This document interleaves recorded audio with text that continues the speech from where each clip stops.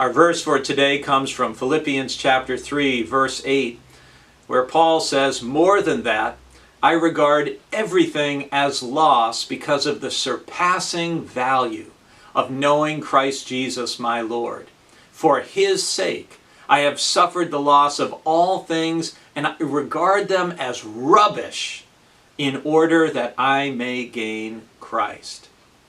This is a significant verse, and it honestly takes me back to my spring semester of my first year at Boston University School of Theology, when I was in my Introduction to the New Testament class with Dr. Paul Sampley.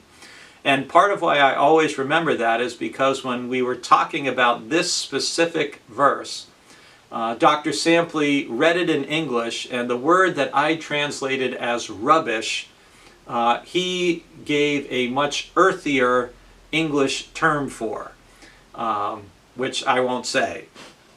But he got everyone in the class's attention when he said it. And part of what Dr. Sampley was making a point about is in chapter 3 of Philippians, Paul is listing all his spiritual qualifications, all the things about his family heritage, his background, his training, his education, how he had lived out his faith as a zealous Jewish Pharisee, all the things that he was most proud of. And he says he counts them all as garbage, as refuse, as worthless, compared to the surpassing value of knowing and gaining Christ. And one of my favorite praise songs is Graham Kendrick's "Knowing You." And some of the lyrics of that song, which you may know, it begins, "All I once held dear, built my life upon. All this world reveres and wars to own. All I once thought gain, I have counted loss, spent and worthless now, compared to this, knowing you, Jesus."